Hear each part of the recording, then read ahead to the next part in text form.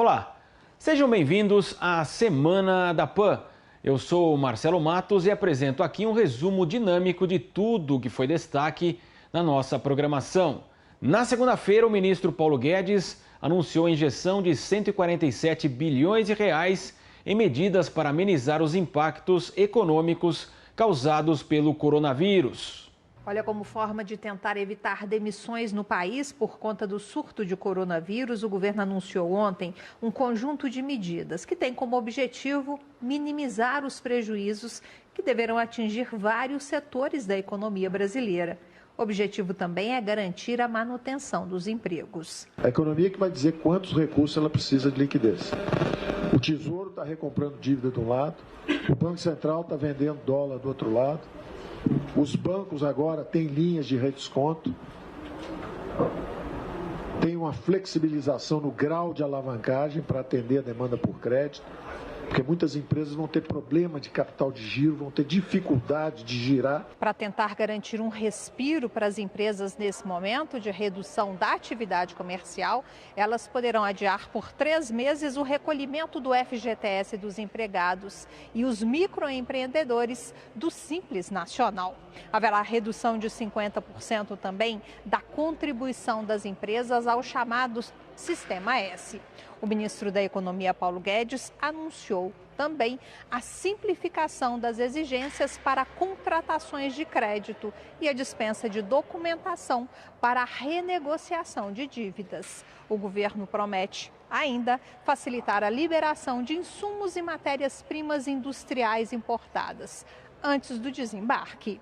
Segundo Paulo Guedes, serão destinados quase 150 bilhões de reais para o combate aos efeitos da doença, quase 60 bilhões para a manutenção dos empregos. O pacote emergencial anunciado pelo governo na segunda foi analisado por Rodrigo Constantino no Jornal da Manhã. Olha, o pacote é o que pode ser feito, né? Eu concordo com o ministro Paulo Guedes, não é para entrarmos na psicologia do pânico, da negatividade, mas o fato é que o coronavírus mexeu com toda a cadeia produtiva no mundo e também manteve os consumidores em casa, sitiados. Em muitos lugares já estão adotando medidas drásticas nesse sentido. Então, as medidas do governo visam a dar liquidez ao sistema, a desafogar um pouco as empresas e os indivíduos, mas se ninguém está saindo de casa para consumir, não vai ter consumo. Se a cadeia produtiva está interrompida, não adianta dar liquidez para as empresas. Ou seja, é o que pode ser feito, mas deve surtir um efeito bastante limitado. Ao longo da semana, o governo anunciou outras medidas para conter os danos do coronavírus na economia. Reforço no programa Bolsa Família, atraso no recolhimento do FGTS e do Simples Nacional por 3 meses, para reforçar o caixa das empresas, desoneração de produtos médicos, disponibilização de 24 bilhões de reais para a linha de crédito pessoal, 48 bilhões de reais para empresas, socorro à aviação civil, entre outras ações. Ainda no início da semana, a deputada estadual de São Paulo, Janaína Pascoal, do PSL, afirmou ter se arrependido em votar em Jair Bolsonaro e defendeu o afastamento dele da presidência da República. Na avaliação da parlamentar, Bolsonaro cometeu um crime contra a saúde pública ao ter cumprimentado apoiadores durante as manifestações contra o Congresso, no último domingo, em meio à pandemia de coronavírus. O tema foi comentado no Morning Show. Cotada aí na corrida eleitoral para ser a vice de Jair Bolsonaro, a agora deputada estadual Janaína Pascoal disse que se arrependeu do voto no capitão reformado e pediu a saída dele da presidência da República. Vejam vocês, meus amigos. Vini, vamos lá para os detalhes? Pois é, Edgar, uma fala forte aí de Janaína Pascoal, apoiadora de primeira hora do presidente Jair Bolsonaro, cotada até no início para ser vice-presidente da República, acabou recusando, mas você vai se lembrar, Edgar, que durante a campanha até, numa convenção do próprio PSL, né, de apoiadores ali do PSL, ela já tinha confrontado bastante algumas das ideias que ela considera um pouco mais como os reacionárias, mais fanáticos, que seria o PT ao inverso ali, enfim, e a Janaína Pascoal agora se manifestou de maneira bastante incisiva contra o presidente Jair Bolsonaro sobre este ato dele de sair ali no Palácio Palácio do Planalto, em meio a esta crise do coronavírus, com essa possibilidade ainda, né, de estar infectado ou não, novos testes serão realizados, e aí cumprimentar as pessoas, tirar selfies, pegar em objetos, enfim, a Janaína Pascoal achou que foi um gesto muito irresponsável do presidente da República e afirmou com todas as letras na tribuna da Assembleia Legislativa de São Paulo: Edgar, estou arrependida do meu voto. Vamos ver. Deixa o Mourão, que entende de defesa. Vamos voltar. O nosso país está entrando numa guerra contra um inimigo invisível. Deixa o Mourão, que é treinado para defesa, conduzir a nação. Não tem mais justificativa. Como um homem que está possivelmente infectado vai para o meio da multidão? Como um homem que faz uma live na quinta e diz para não ter protestos, vai participar destes mesmos protestos e manda as deputadas, que são paus mandados dele, chamar o povo para a rua? Eu me arrependi do meu voto. Que país é esse? Como é que esse homem vai lá, potencialmente contaminando as pessoas, pegando nas mãos, beijando? Ele tá brincando? Ele acha que ele pode tudo? As autoridades têm que se unir e pedir para ele se afastar. Nós não temos tempo para um processo de impeachment. Nós estamos sendo invadidos por um inimigo invisível. Precisamos de pessoas capazes, competentes de conduzir a nação. Olha aí. Pois é, fala forte da Janaína Pascoal, deputada estadual. Ela falou em homicídio doloso e crime contra a saúde pública por parte do presidente Jair Bolsonaro. Adri, te passo perguntando, você se arrependeu do seu voto? Como é que você sabe do meu voto? Tá na Não, cara. no segundo turno eu votei... Foi um discurso duro Sim, dela. com certeza. Primeiro, não me arrependi do meu voto. No segundo turno eu votei em Jair Bolsonaro contra Satã, vulgo PT, que foi responsável pelo maior esquema de corrupção da história. Então é um voto útil e utilíssimo. Não arrependi do meu voto porque tem bons números a apresentar. Agora, a gente já estava, né, num problema muito complicado, derivado sobretudo dessa polarização que a gente vive, que é a falta do senso de proporções, né?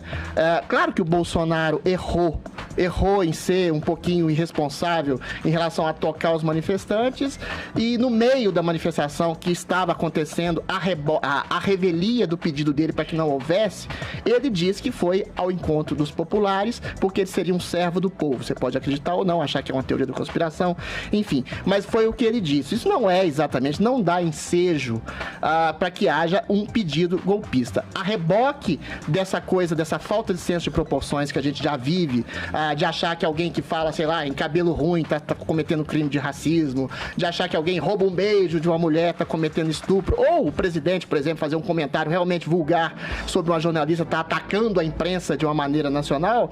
Existe a sanha golpista e existe o pânico justificável gerado por essa situação. Então eu entendo a Janaína falar isso, embora discorde fundamentalmente dela. Pensa bem, ela falou que ele estava cometendo homicídio doloso. E aí a gente tem que entrar obrigatoriamente na psique do presidente. O presidente é um homem popular, é o vulgo tiozão de churrasco. Então a gente já comentou isso aqui, né? Quando você pega informações assim, quantas pessoas morreram? Nenhuma. Quantas pessoas morrem por ano no Brasil de gripe? 6 mil. A imensa maioria delas de gripe, porque é idosa e idoso crônico. Aí um homem que tem uma percepção da realidade um pouco limitada como o Bolsonaro, acha que é uma gripe comum, que há um exagero histérico mundial. Não é. A gente já explicou aqui antes que essa curva de ascensão dessa gripe pode trazer um prejuízo gigantesco para o SUS, que não tem leitos assim para as pessoas que sejam infectadas. Não é que a gripe seja mortal para a maioria das pessoas. O problema é a pane no sistema de saúde. Mas eu ainda confio no senso de ignorância calculada do Bolsonaro. Ele vai se ajustar aos novos tempos, os técnicos vão alertá-lo sobre as possibilidades reais de uma infecção contagiosa que vai causar uma pane, e ele, como ele faz na economia, como ele faz na segurança pública, vai admitir a sua ignorância calculada e vai deixar isso para os técnicos. Mais uma vez, não se justifica um pedido de impeachment para uma ação que foi realmente irresponsável e impensada do Bolsonaro, mas não é um crime de lesa pátria, tampouco é um homicídio doloso. O problema problema é que ele não tem feito isso, né? Então, assim, a partir do momento você considera que o presidente tem uma visão limitada de alguns assuntos, o próprio presidente também reconhece que tem e disse no início do governo que destes assuntos ele deixaria nas mãos de pessoas que entendem. Então, justiça com Moro, economia com Paulo Guedes e a saúde deveria ser com o Henrique Mandetta, que tem tratado o assunto de maneira séria e de maneira responsável. O Mandetta já deu várias informações muito claras, muito precisas sobre o momento em que vivemos. Bolsonaro não está cumprindo essas ordens e essas recomendações. O que ele fez no último domingo foi grave, foi irresponsável, foi inconsequente. Botou a sua saúde em risco e botou a saúde de outras pessoas em risco. E parece não entender e parece não querer entender isso também. Então eu acredito que uma hora de chegar lá. Eu acredito. Então, mas o problema é que o momento é grave. O momento exige uma responsabilidade maior, exige um líder um pouco mais consequente desse momento que vivemos. Então eu acho que essa grande crise global que nós estamos vivendo está expondo a incapacidade do presidente Jair Bolsonaro de liderar e de comandar a nação no momento crítico. Está expondo o senso limitado de um homem que é um homem popular e foi eleito em grande medida por ser um homem popular. Eu acho que em alguma medida o Mandetta tem que chegar para ele e falar de maneira mais dura, ainda que seja uma conversa dura realmente, e de estabelecer que ele tem que tomar as rédeas de um país que está no momento de crise em consonância com uma crise mundial. Na terça-feira, o governo federal formalizou a internação compulsória para infectados pelo coronavírus. Em entrevista ao programa Os Pingos nos Is, o ministro da Justiça e Segurança Pública, Sérgio Moro, falou sobre a portaria. O Ministério da Justiça anunciou a publicação de uma portaria para tornar compulsória a quarentena e a internação por suspeita do novo coronavírus no Brasil, com sanções que podem levar até a prisão de quem desrespeitar as recomendações. A portaria cita 2 artigos do Código Penal para justificar essa prisão, entre outras medidas. E para justamente explicar, detalhar essas medidas tomadas pelo governo federal nesse combate à pandemia do coronavírus, como anunciamos no começo do programa, temos na ponta da linha, plugado conosco, o ministro da Justiça e Segurança Pública, Sérgio Moro, a quem desde já agradeço pela gentileza em conversar com a Jovem Pan. Tudo bem, sempre é um prazer aí poder falar com a Jovem Pan, falar com o público. É importante nesse momento que existe essa epidemia do coronavírus, tranquilizar a população, não existe nenhum motivo aí para pânico, mas é claro que a população tem que estar atenta, tem que tomar uma série de precauções.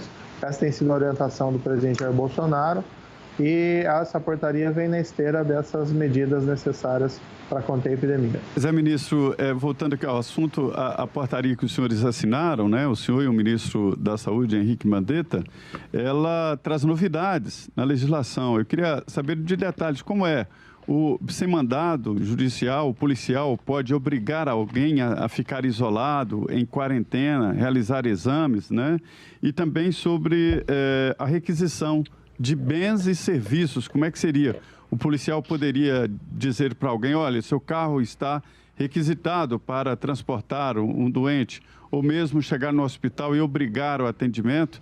E mais, se essas medidas valem também para outros surtos, outros casos de doença, ou é uma portaria exclusiva para este momento?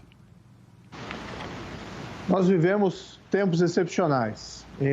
Infelizmente, a necessidade de controlar essa epidemia, mais uma vez, as pessoas não precisam ter pânico, as pessoas têm que manter a calma, mas nós temos que tomar uma série de medidas para evitar a disseminação. Nós temos seguido estritamente as orientações do Ministério da Saúde.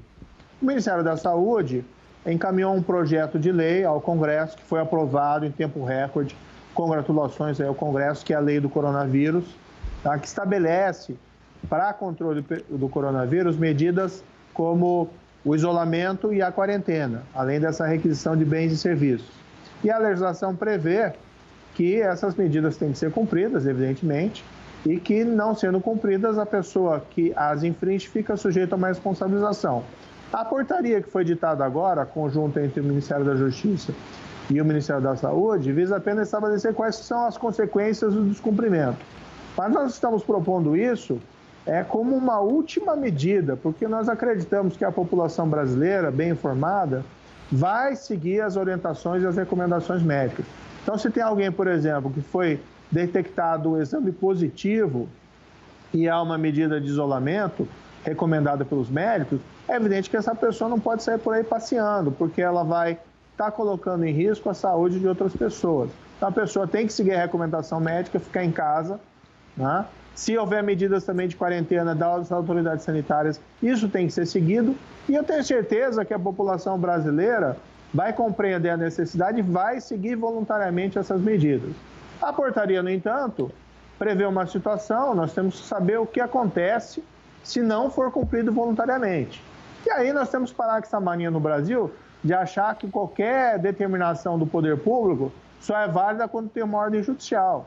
Ao contrário, a polícia, as autoridades executivas, administrativas também têm um poder. A polícia tem aquele famoso poder de polícia. Então, se for descumprido alguma dessas medidas, o que a portaria estabelece?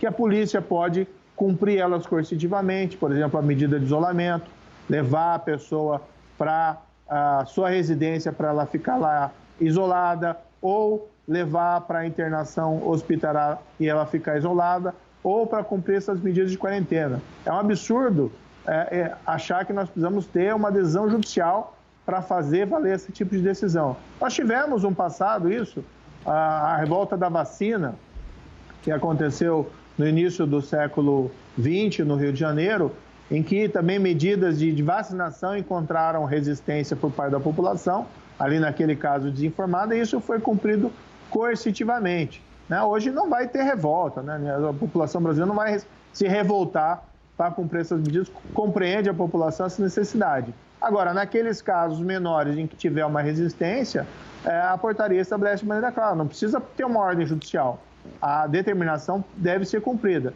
E o que a gente colocou lá também é que, olha, se você descumprir, você está possivelmente incorrendo num crime. Existem crimes na nossa legislação penal, no Código Penal, crimes já antigos, por exemplo, de desobediência e também de desobediência à medida determinada para impedir uma epidemia de doença. Então, existe uma previsão de penas e nós estamos ali estabelecendo que, nesses casos, a autoridade policial pode lavrar um flagrante ou pode lavrar um termo de infração de menor potencial ofensivo e tomar as medidas necessárias. A prisão é o último recurso cabível, que, evidentemente, colocar uma pessoa com problema de saúde dentro das prisões não é a melhor saída. Agora, nós temos que ter essa alternativa como uma última hipótese. Num primeiro momento, a autoridade policial pode lavrar o termo de infração e encaminhar coercitivamente a pessoa por isolamento, se for essa, por exemplo, a medida que for descumprida. Requisição de bens e serviços, a própria lei estabelece que a pessoa tem direito à indenização, como é o caso da nossa Constituição. Mas como nós estamos numa situação de emergência, essa indenização pode ser paga a posteriori, pode ser paga depois. A semana também foi marcada pelos panelaços registrados em cidades do país contra e a favor do presidente Jair Bolsonaro, enquanto ele discursava em Brasília. Os protestos foram comentados no Morning Show. Esse panelaço, quer dizer, salvo algum engano, tem as mães da Praça de Maio, na Argentina, né?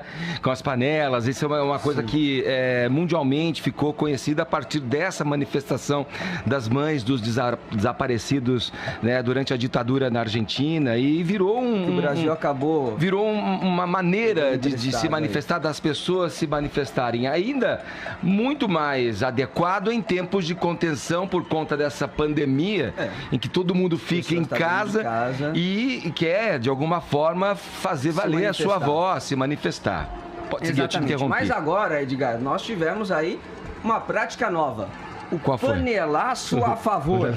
O panelaço a favor aconteceu também em várias cidades do país, inclusive nessa guerra que a gente está falando, né? Então o pessoal bateu panela 8h30, às 9 horas já estava lá o pessoal a favor do Bolsonaro também reagindo, né? Como resposta, batendo a favor do presidente e motivados pelo presidente que, neste pronunciamento aí das medidas contra o coronavírus, mencionou por 2 vezes, né, Edgar, que iria ter este ato durante a noite. Sim. Vamos rodar, Bruno, por favor, aquele último vídeo.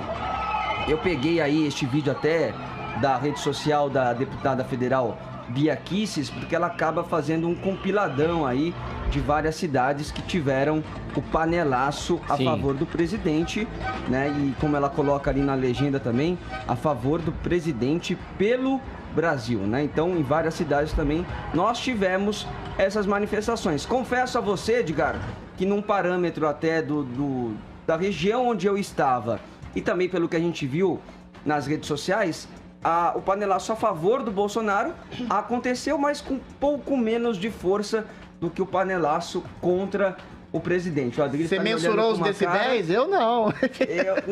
Como é que você mede os decibéis das panelas, do som das panelas? Mas dá para perceber um pouquinho, até porque, como a gente vem falando, né, Edgar, o panelaço contra o Bolsonaro tem encontrado aí um público que até pouco tempo atrás estava junto com o presidente. É isso, né? que eu detecto também. É uma percepção, não tenho nenhum dado de pesquisa científica, nada disso. Até porque acho que ninguém tem.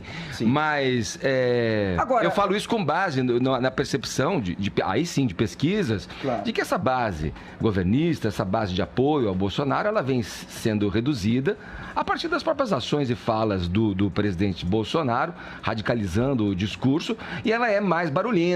Ela está sendo reduzida, mas barulhenta. Não dá para mensurar esse tipo de coisa de maneira muito objetiva, né, Edgar? Eu acho meio patético, meio ridículo você ter um tipo de guerra de panelas. Não é? Eu acho que é meio esdrúxulo, inclusive, tanto a ação do Bolsonaro ontem, falando exatamente quando ele poderia se colocar como um estadista, para além dessas rixas pessoais, e falar, e como falou, inclusive, de alguma forma, mas entrou nessa coisa de incentivar panelaço a favor, de se colocar contra a imprensa, em reiterar que ele não endossou as manifestações, quando todo mundo sabe que ele endossou, ainda que as manifestações tenham sido legítimas.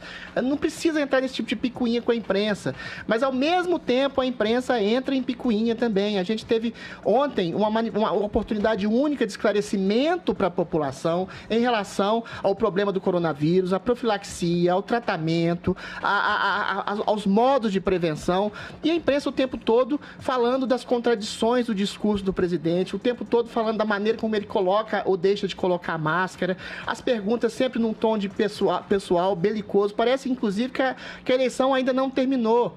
Ora, veja, o Bolsonaro não é um estadista, a gente sabe disso, ele não tem um discurso de estadista, é um homem do povo.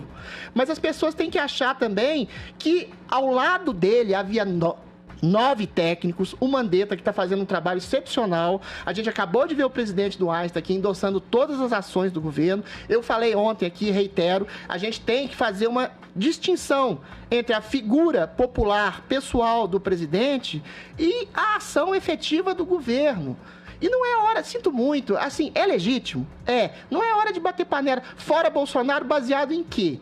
Existiu algum tipo de crime de responsabilidade? Nem sombra disso. Nem sombra. Existiu uma palavra equivocada, um gesto equivocado, na qual parece ele já se arrependeu, ele mudou o discurso dele, ainda que ele faça provocações à imprensa, ou minta em respeito à incitação dele às manifestações. Mas aí que tá, Adriano, você não pode ignorar esses fatos também. Tudo bem, a imprensa ela pode entrar. Mas você não pode dar prioridade a esse tipo de coisa. Mas a partir do momento que ele abre uma coletiva, que é para falar ali justamente dessas medidas importantes que o Brasil tanto quer ouvir, e faz essa guerra, alimenta essa narrativa, politiza ainda mais a questão do coronavírus, a imprensa vai lá e acaba entrando no jogo. Mas é uma questão de foco sobre isso. Se o Bolsonaro não dá o devido foco ao problema caótico que a gente enfrenta, havia lá 9 pessoas que estão dando devido foco profissional, extremamente competente, inclusive, ajuizado por todas as pessoas, que o governo está dando. E o governo é representado pelo Jair Bolsonaro, em que pese ele não ter um discurso afinado com os seus auxiliares técnicos, o governo efetivamente tem uma ação técnica de profilaxia e de prevenção a uma situação de caos que se avizinha. Vão pedir impeachment dele pelo quê? Por um gesto, por um toque, por uma falha equivocada. Ou seja, eu acho, você falou das mães de maio, a gente falou da presidente Dilma, cuja situação brasileira estava em caos em relação à corrupção. Ou seja, não há uma ação irresponsável do governo. Há uma ou outra palavra. Nossa. Agora, o que a imprensa deveria fazer é ter a responsabilidade, se ela acha que o governo, que o discurso do Jair Bolsonaro não é estadista, é ela mesma, a imprensa, ter uma ação consciente estadista e não focar em picuinha ideia com o presidente e estabelecer uma análise efetiva e um questionário efetivo sobre ações efetivas do governo no combate ao vírus e na manutenção mínima que seja de uma economia formal que sustente os brasileiros, que eles não passem fome, que eles não morram de pobreza, entendeu? Ou seja, é uma questão de foco. Não só de um erro do presidente, mas de um erro maior da mídia que faz um tipo de oposição sistemática à figura personalista do Bolsonaro. Você falou em responsabilidade, caramba, a gente tem a máxima da responsabilidade dele frente à pandemia, que é sair nos braços do povo. Foi um gesto e vir com esse discurso populista de que eu vou onde o povo estiver, não fugirei. É um discurso populista. Mas a ação do governo populista. Não é populista. Agora, você está querendo tutelar uma manifestação. Você fala que uma é legítima. Não falei. Falei das duas. E a outra da panela é patética. Ambas são infantis. Como assim? Ambas são infantis. Como assim? A manifestação, você vai tutelar o que o povo Fora quer? Bolsonaro? Eu acho você acha que um processo de impeachment seria interessante nesse momento agora? Não sei. Fora Bolsonaro pode ser uma renuncia a Bolsonaro. Não necessariamente só pelo impeachment. Tem outras vias para ele desistir. Agora, as pessoas têm o dever... Eu acho que é uma imaturidade. As pessoas têm o dever de se posicionar e pressionar, sim. É uma imaturidade. Como você vai falar isso? Frente a uma imaturidade publicitária de uma imprensa que tem uma antipatia visceral à figura de um governo conservador que eles consideram como reacionário. Não é reacionário pelo seguinte, não há nenhum gesto de fascismo, ou de censura, ou impedimento, ou de perseguição. Do presidente. Você acabou de começar a tua fala dizendo que você vai fazer uma disputa pessoal entre imprensa e Jair Bolsonaro? É ridículo isso. Você que falou que ele vem contra a imprensa no momento em que ele estava dando uma coletiva para falar de uma pandemia. A imprensa mostra, ele usou politicamente, que a imprensa mostre uma consciência, uma maturidade maior. Que ele mandou, se o Bolsonaro é infantil nesse enfrentamento com a imprensa, se o Bolsonaro é infantil nesse enfrentamento com a imprensa se torna infantil nessa coisa aguerrida contra o presidente. Ontem eu vi o Jornal Nacional fez uma matéria de 10 minutos com uma maneira que o Bolsonaro colocava a máscara, ridicularizando a maneira como ele colocava. Pelo amor de Deus, a gente tem questões graves. É que os técnicos a gente tem questões graves e legítimas a serem discutidas. Não só uma implicância pessoal com o presidente. Eu acho que não dá pra tutelar o povo, não. O povo tem seus caprichos e sabe muito bem fazer o seu próprio julgamento e ir de acordo com as suas convicções. Porque essa coisa de falar que o povo não sabe, o povo é medíocre, é pateta, de fazer manifestação aqui e ali, é uma falácia. Tem que saber quem é o povo. O povo tem seus caprichos e vai se manifestar quando sentir que as coisas não andam como deveriam andar. Agora, eu acho que também aí, Adriles, há uma observação de uma série de condutas e coisas que levam as pessoas a chegar a um limite que fala, chega, basta. Assim não dá para ter uma pessoa com essa condução no país. Não é uma série de ações, entendeu? É uma série de palavras e gestos. As ações do governo têm sido extremamente responsáveis, em que pese a talvez imaturidade do Bolsonaro no seu linguajar, na sua maneira de se postar, os ministros que ele escolheu, têm se mostrado extremamente competentes. O Guedes, o Moro, o Mandetta, entendeu? Que se revelou agora um excepcional ministro. E o governo Bolsonaro, do Bolsonaro não hoje. É ele, não é ele simplesmente. O governo Bolsonaro é a estrutura de governo que ele montou. Diante do avanço da Covid-19, o MEC autorizou na quarta-feira a realização de aulas à distância nas instituições federais de ensino.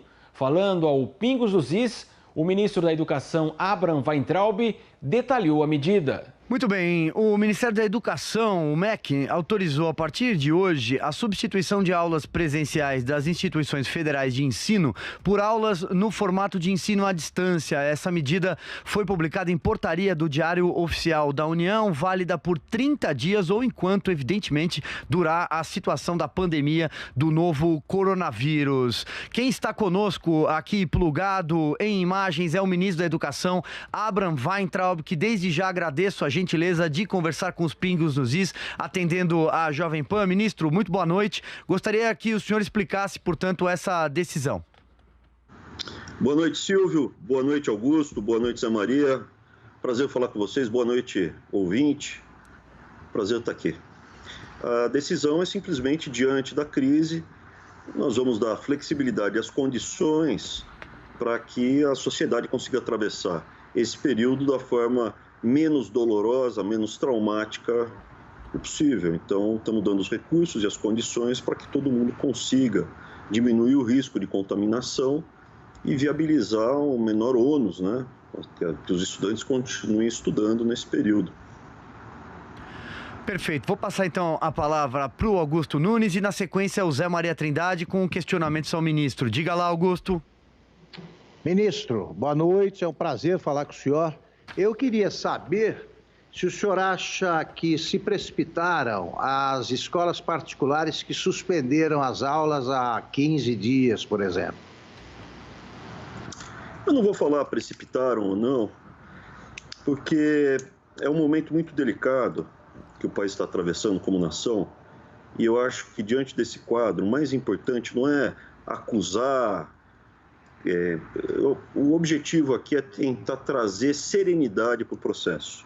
Veja, quem está falando isso é uma pessoa que não tem problema nenhum de conflito, mas diante do quadro atual, eu acho que nós deveríamos buscar uma serenidade, racionalidade e técnica para lidar com toda essa situação. O Brasil é um país continental, você provavelmente vai comentar isso, né? O Brasil é um país continental, maior do que a União Europeia, então você tem uma situação na Itália, em Milão, uma situação diferente dentro da própria Itália, na Sicília, na Calábria, e você tem uma situação totalmente diferente na Lituânia. Então, eu acho que o ideal seria buscar as orientações do Ministério da Saúde, que é o que o MEC está fazendo, falando diretamente com o Mandetta, todo o posicionamento vem dele, estamos levantando os dados e as informações necessárias para minimizar o dano às pessoas. Ontem mesmo eu pedi, porque houve o fechamento, a decisão de governadores, prefeitos ou mesmo de reitores de fechar todas as atividades, mas o Brasil, a nação, nós, as nossas famílias, nós vamos precisar dos estudantes, principalmente dos últimos anos das escolas ligadas à área de saúde, mais especificamente medicina, enfermagem, farmácia e fisioterapia, né, para voltar a capacidade respiratória das pessoas à fisioterapia. Então, diante desse cenário, eu pedi para que houvesse voluntariamente a reabertura dos departamentos de saúde e que nós pudéssemos contatá-los. O quadro, evidentemente, não é o fim do mundo. Daqui a alguns meses o Brasil vai estar de volta aos trilhos, seguindo o futuro, mas o objetivo no curto prazo é salvar vidas. E nesse quadro, todo mundo que está nos hospitais, na linha de frente, isso é os médicos, enfermeiros, eles estão sob risco. Muitos deles vão ficar doentes e a gente vai precisar repor. Então, nós estamos desenvolvendo, junto com o Ministério da Saúde, a capacidade, principalmente nos atendimentos mais básicos, não no hospital, mas, por exemplo, nos centros de apoio, ter 1 ou 2 médicos e vários estudantes para auxiliar. Nisso que a gente está correndo, tá? E enfermeiros também, e tudo. Zé Maria Trindade, direto de Brasília. Olha, ministro, eu li recentemente um estudo ali sobre congressos e sobre feiras, né, e mostrando que antigamente a transferência de tecnologia vinha de guerras, né? Logo depois de uma guerra, as pessoas entendiam o que estava acontecendo em outro país, tecnologia, e acabavam levando para o seu país o que aprendiam com a guerra. Aí depois houve uma evolução da humanidade e tal, e essa transferência ficou muito em feiras e congressos, o que é realidade, onde as pessoas têm contato ali com o que estão fazendo em outro lado do mundo. Mas agora eu fiquei com a impressão de que há um aprendizado, é claro que eu não estou comemorando, não é nada disso, mas há um aprendizado a ser absorvido aí desta tragédia mundial, né, do coronavírus. É isso mesmo, quer dizer, a educação terá mudanças, como o ensino à distância, ou, enfim, diferente. O uso, por exemplo, de estudantes do 6º período, como o senhor está dizendo aí, de medicina e tal. Haverá esta evolução, ministro? Eu espero que sim. Eu realmente acredito que a sociedade brasileira vai se deparar com um resultado muito objetivo de onde alocar os recursos escassos. Nós tomamos decisões no passado que hoje, para o bem e para o mal, a gente vai ter que conviver com elas. Então, se nós tivéssemos, por exemplo, o dobro de estudantes de enfermagem hoje, ao invés de termos o dobro de estudantes em matérias mais etéreas, eu tenho certeza que a gente teria mais vidas sendo salvas nessa crise. Eu também acredito que, diante desse quadro, a sociedade vai olhar para os estudantes que estudam em universidades federais ou conseguem bolsas dos nossos impostos e vai olhar e falar, não, os nossos impostos e nosso sacrifício está sendo bem empregado, porque agora esses alunos que estão ali dispostos a seguir uma carreira e recebendo esse subsídio da sociedade como um todo já está retribuindo. Então é o momento da sociedade se olhar no espelho e ver qual é a figura que nós temos. Eu sou um otimista, eu acredito que o Brasil tem qualidades muito acima da média de outros países. Já passamos por momentos difíceis no passado e eu realmente acredito que nós vamos dar uma lição aí, vai ser um dos países que vai sair melhor nesse cenário. Para isso, a gente precisa ter serenidade, isso é, não ter calma. O momento é um momento difícil, mas ter serenidade, abordagem racional. Então, por exemplo, as crianças, para os estudantes universitários, a gente acredita que com o EAD e com a tecnologia, as plataformas que a gente já disponibilizou hoje, para as federais, para os institutos, a gente consegue retomar a normalidade dos cursos que têm alguma preparação e algum método. Tem curso que tem uma linha pedagógica clara, professor que tem o curso preparado vai conseguir dar aula à distância mais facilmente do que o que é só, mais etéreo. Então, nesse aspecto, eu acho que a gente vai conseguir encaminhar bem o ensino superior. Estamos conversando agora com os secretários estaduais e municipais para tentar também mitigar esse período que as crianças vão ficar fora da escola. E aí eu, de novo, peço para que as pessoas não se precipitem, aonde não tem caso nenhum, talvez não precise mandar todo mundo para casa, porque principalmente para as crianças mais humildes, mais pobres, a merenda é parte fundamental. E os livros didáticos que já haviam sido enviados no prazo antes do começo das aulas, tem 2 estados que, como estavam em greve, a rede estadual de ensino começou mais tarde, talvez eles não tenham os livros. Estamos trabalhando com alguns programas e com algumas ideias para as crianças nessa fase mais inicial, elas também tenham o material de apoio para elas conseguirem ter aulas em casa e não perderem muito tempo, não perderem os meses, né? Ainda na quarta-feira, o deputado federal Eduardo Bolsonaro acusou a China de ser responsável pela pandemia do coronavírus, o que irritou representantes do país asiático. O episódio foi analisado no programa 3 em 1. Que o deputado federal Eduardo Bolsonaro se envolveu em mais uma polêmica e agora criando um constrangimento diplomático para o governo. Isso porque Eduardo responsabilizou a China pela pandemia do coronavírus e a comparou nas redes sociais ao acidente nuclear de Chernobyl, na Ucrânia, em 1986. Na época, as autoridades submetidas a Moscou ocultaram a dimensão dos danos. Em resposta, o embaixador da China no Brasil, Yang Wanming, fez duras críticas ao deputado federal. Para ele, as palavras de Eduardo são extremamente irresponsáveis e soam como um insulto maléfico. O embaixador também demonstrou repúdio à fala do filho do presidente e exigiu retratação imediata do governo. Após responder o deputado nas redes, o embaixador chinês disse ter recebido ligação telefônica com ameaças. O episódio repercutiu no cenário político. O vice-presidente, Hamilton Mourão, afirmou nesta quinta que a declaração de Eduardo não representa a opinião do governo federal. Para Mourão, a fala do deputado só teve essa dimensão porque Eduardo tem o sobrenome do presidente, mas que ele não faz parte da equipe do governo. Já o governador de São Paulo, João Dória, aproveitou para criticar Eduardo e chamou de lamentável e irresponsável a postagem.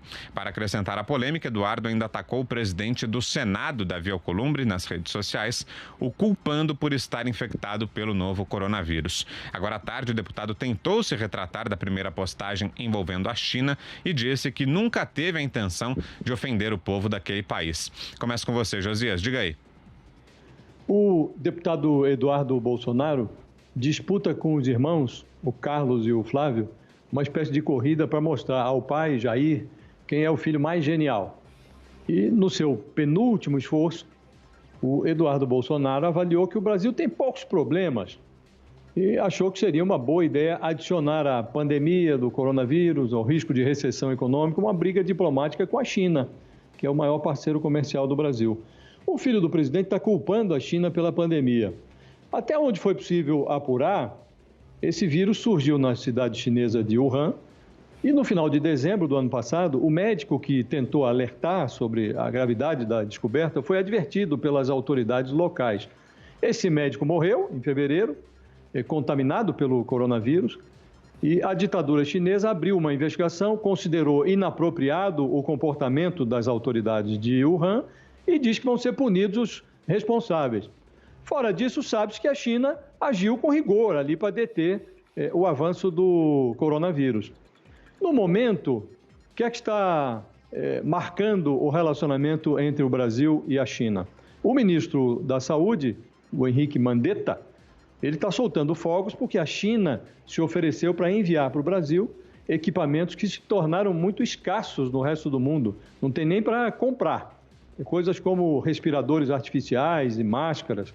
A ministra Tereza Cristina, da Agricultura, celebra a reabertura, nesta semana, de uma negociação com a China para a venda de excedentes de produtos agropecuários do Brasil. É nesse ambiente que o Eduardo Bolsonaro, ex-futuro quase embaixador do Brasil nos Estados Unidos, uma espécie de chanceler informal do governo, decidiu comprar briga com a China. Numa reação incomum, e foi muito incomum, o embaixador chinês no Brasil, muito duro, disse que o filho do Bolsonaro foi infectado por um vírus mental. E ele está exigindo aí um pedido de desculpas. É muito difícil obter um pedido sincero de perdão, porque o patriarca do clã Bolsonaro está convencido mesmo de que o coronavírus é um plano maquiavélico da China para subjugar a economia mundial. Então, ainda não se sabe quem é mais genial, se o 01, o 02, o 03 ou o pai. Mas vai ficando claro que a diferença entre a genialidade e a estupidez é que a genialidade tem limites. Fala, Constantino. Bom, vamos lá. A fala do deputado federal mais votado no país, Eduardo Bolsonaro, na minha concepção é inadequada. E basicamente por um motivo. Ele tem o sobrenome Bolsonaro. Felizmente ele não é embaixador, né, porque ele não tem tato necessário para diplomacia, apesar de eu achar que seja necessário também adotar, às vezes, um tom mais duro dentro da própria diplomacia. Dito isso, então nesse aspecto o vice-presidente Mourão está certíssimo, né? Se ele se chamasse Eduardo Bananinha, não haveria grandes problemas. Dito isso, eu sempre venho com dito isso, né? Porque me incomoda bastante a reação de muitos. Primeiro, ele não foi o único deputado federal a dizer isso. O Marcel Van Hatten, do Partido Novo, disse a mesma coisa. O Paulo Eduardo Martins, na mesma linha, Kim Kataguiri. E outra coisa é que ele não disse nenhuma mentira, né? A tese conspiratória de que foi produzido o Covid-19 num laboratório, deliberadamente pelo PCC, para abalar o mundo, isso é uma coisa que acredita a mesma proporção de terraplanistas, né? Isso é ridículo. Mas estudos científicos sérios mostram, e fatos documentados pela imprensa mostram duas coisas. Primeiro, provavelmente tem muito a ver com os hábitos alimentares exóticos, para usar um eufemismo, na cidade de Wuhan, de gente que come carne de morcego, por exemplo. Um estudo da Nature, uma revista séria de ciência, conclui que isso é o mais provável. E segundo, e aí sim vamos aos fatos, documentados por jornais insuspeitos, como o New York Times, que é de esquerda, ou UOL e Folha no Brasil, Xi Jinping e o prefeito de Wuhan sabiam disso antes. O regime ditatorial chinês trabalhou para calar os médicos dissidentes que tentavam alertar para o problema, e alguns estudos feitos por ingleses, por exemplo, mostram que se tivesse reagido antes, com mais transparência, talvez o problema fosse hoje 2/3 menor do que e aí não seria uma pandemia. Então, sim, o regime opressor, ditatorial, comunista chinês tem relação direta com o coronavírus. É o vírus chinês, até porque a gente fala de gripe espanhola também sem nenhum problema e afetação. O que mostra que é curioso, no mínimo, a postura de boa parte da imprensa e da classe política também. Pedro Doria, por exemplo, um jornalista moderado do jornal o Globo, chegou a falar em xenofobia e sinofobia e preconceito, né? Não há nenhum preconceito contra o povo chinês em atacar o regime ditatorial que oprime o povo chinês, né? Quando E chama atenção também o duplo padrão. Quando as florestas amazônicas estavam em chamas, inclusive na Bolívia, Macron, que é uma liderança internacional de outro país, da França, atacou o governo democrático brasileiro. E a imprensa tomou o lado de Macron. Né? Então, quando atacam o governo, tudo bem. Quando detonam o Donald Trump, chamam até de fascista, né? É hipócrita porque sabem que podem atacar nos Estados Unidos o governo dessa forma que não acontece nada, tudo bem. Mas quando criticam com base em fatos uma ditadura que ajudou a colocar o mundo inteiro de joelhos dessa forma, causando essa pandemia e esse problema mundial, aí é terrível. Aí as pessoas saem em defesa da China ou pedindo desculpas, né, atacando um deputado que, mal bem, repito, representa a democracia brasileira e é nada mais, nada menos que o mais votado. A gente pode achar ele idiota ou pouco diplomático, tudo isso, inclusive, vai ter o meu apoio. Mas eu estou discutindo aqui valores.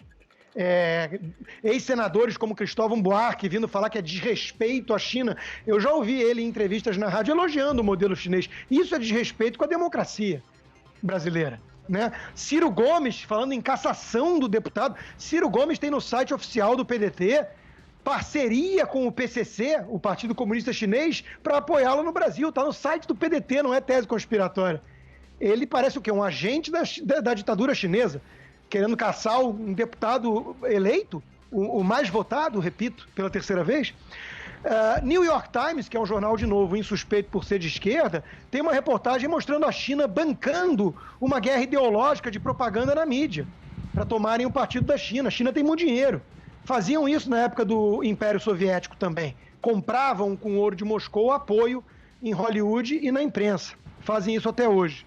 Né? Então, eu acho que o discurso de só pragmatismo não vai rolar aqui, até porque os Estados Unidos é o segundo parceiro comercial e todo mundo ataca o Trump o tempo todo e não há esse escarcéu e essa histeria na imprensa. Né? Então há um duplo padrão evidente aqui. Pragmatismo não é tudo na vida. Né? Estamos falando de mais de 1 bilhão de escravos do regime chinês. Imagina se isso for, por exemplo, uma faísca para poder levar a liberdade deles. Né? Imagina isso. Agora, mesmo sob o ponto de vista pragmático, vamos falar então de pragmatismo. Uma China livre seria muito melhor para o mundo, talvez seja um sonho isso hoje, mas temos que apontar culpados e responsabilizar a ditadura, sim, que eu acho que devia, inclusive, indenizar o resto do mundo, e pragmatismo por pragmatismo, de repente, pressionando o governo ditatorial chinês, a gente consiga vender mais frango para eles acabarem com esses hábitos porcos de alimentarem miseráveis com carne de morcego. Thaís. Constantino, isso não foi exatamente uma opção, né? Você sabe muito bem como eles começaram a comer morcego, por falta de outra opção. Se eles tivessem filé mignon na época, certamente eles teriam preferido. Mas eu queria dizer que é certo que, como qualquer ditadura, os governantes chineses não têm qualquer compromisso com a transparência, isso todo mundo sabe. É certo também que essa falta de compromisso com a transparência deve ter ajudado a piorar a crise do coronavírus lá. Agora, primeiro, a ditadura chinesa não começou com o coronavírus, ela está lá desde 1949, e isso nunca foi empecilho para o Brasil fazer dela o principal parceiro comercial. Isso é a primeira coisa. Depois, o que eu acho que a gente devia parar com essa história de ficar acusando o acusador. Aqui a discussão é uma, isso é um truque retórico de desviar do assunto, acusando o acusador. Né, Constantino? Você já falou da China, você falou da imprensa, você falou até do Cristóvão Buarque, que eu nem sei onde anda, falou do Ciro Gomes. Não é disso que se trata. O que a gente está tratando aqui é de um filho do presidente que mostra todo o seu despreparo e o desespero quando ele, sem ligar para as consequências do que ele diz, ele insiste numa guerra política para poder fazer o contraponto ao que está acontecendo com o governo do pai dele. Aliás, é só o que os Bolsonaro sabem fazer, é guerra política, é insistir no antagonismo, é lidar com conflito, é a política da destruição, quando no momento tudo que se precisa é o contrário disso. Constantino. Não, é só para voltar nesse assunto que eu discordo. Eu acho, em primeiro lugar, é importante mostrar o duplo padrão sempre de uma cobertura quase hegemônica na imprensa que parece até subserviente, às vezes, ao regime chinês. Eu não consigo entender por quê. Eu não estou sozinho nisso. Vamos pegar alguém bem mais moderado, então, que eu, pela percepção aí. O Leandro Narlock comentou a mesma coisa, né?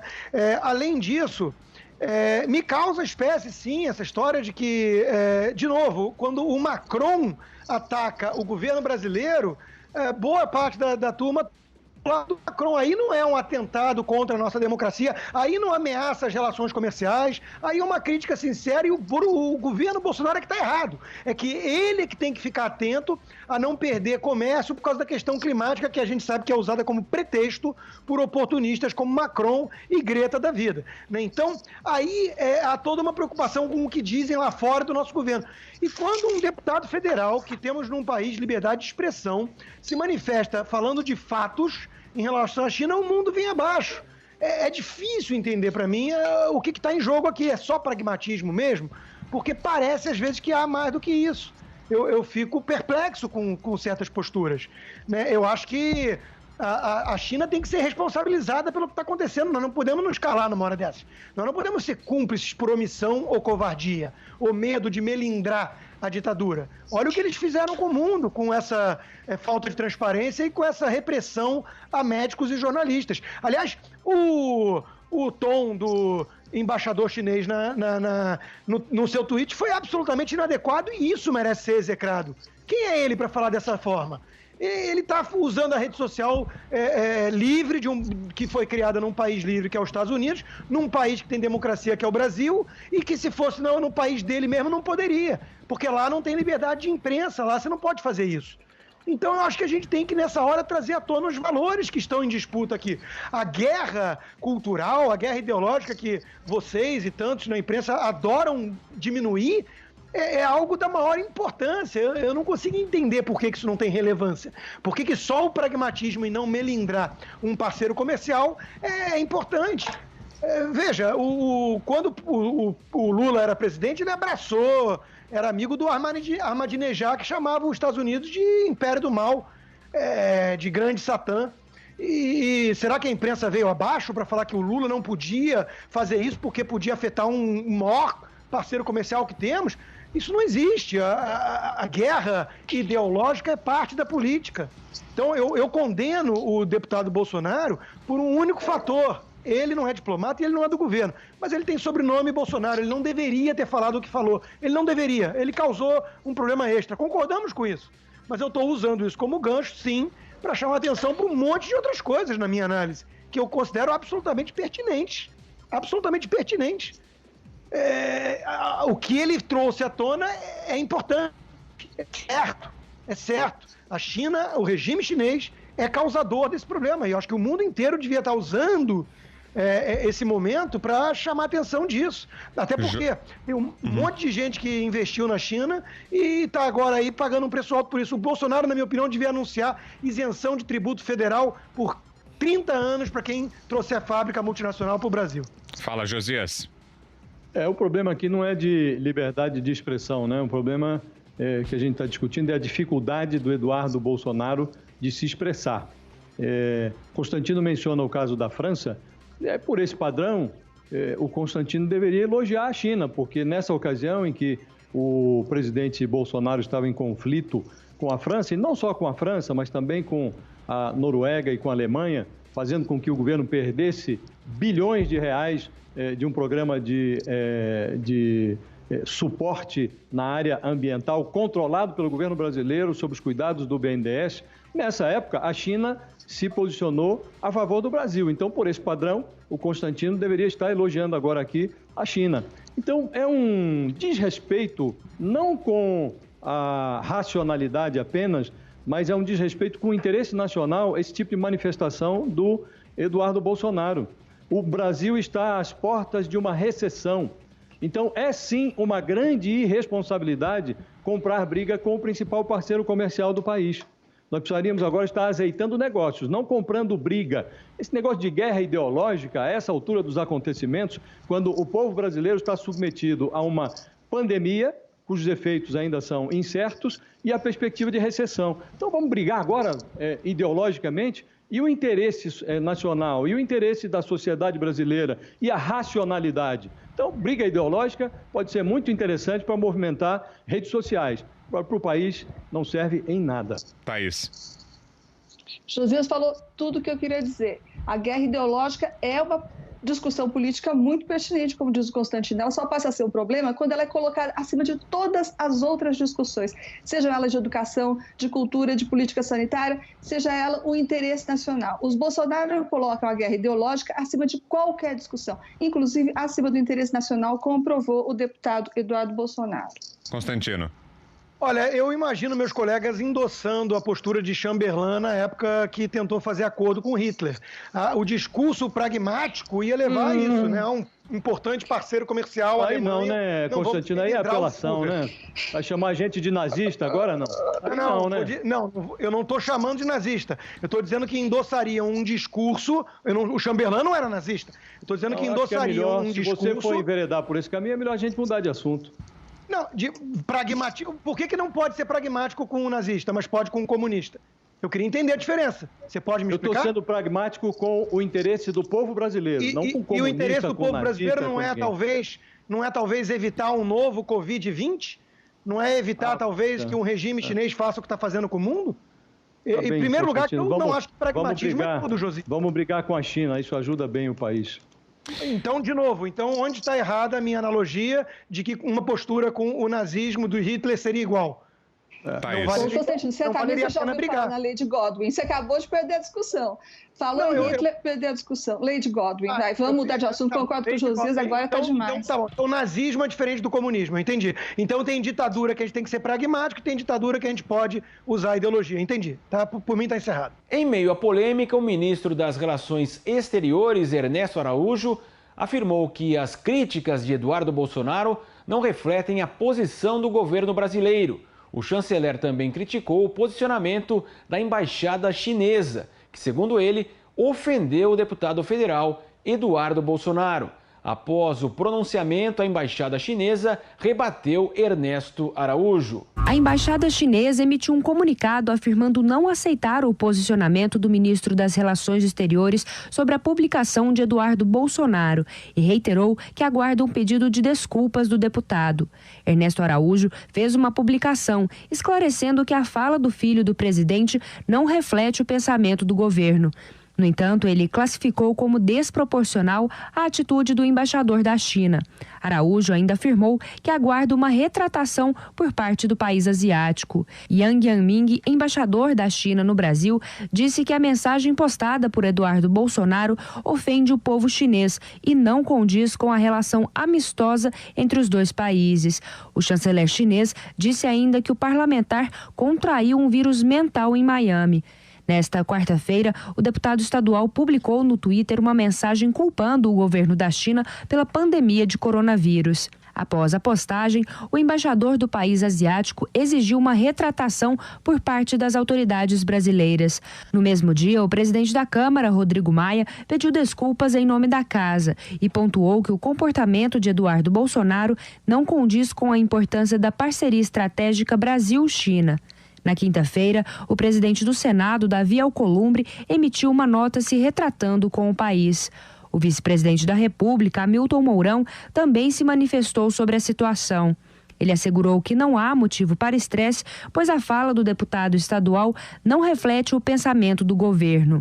Eduardo Bolsonaro esclareceu que não ofendeu o povo chinês, mas que apenas compartilhou uma publicação criticando a atuação do governo no controle da pandemia. Na sexta-feira, Jair Bolsonaro minimizou o atrito entre o filho dele, Eduardo, e a embaixada chinesa. O presidente da República classificou o episódio como página virada. Afirmou que não há problemas entre os dois países. Também na sexta, o Senado aprovou por unanimidade o projeto de decreto legislativo que reconhece o estado de calamidade pública no país, em razão da pandemia de coronavírus. A matéria permite que o governo eleve gasto público e descumpra a meta fiscal prevista para o ano. O orçamento de 2020, sancionado pelo presidente Bolsonaro, admite déficit fiscal de até 124,1 bilhões de reais nas contas públicas. Você acompanhou aqui a Semana da PAN, o resumo de tudo o que foi destaque em nossa programação. Para mais informações, acesse jp.com.br. Um grande abraço e até semana que vem.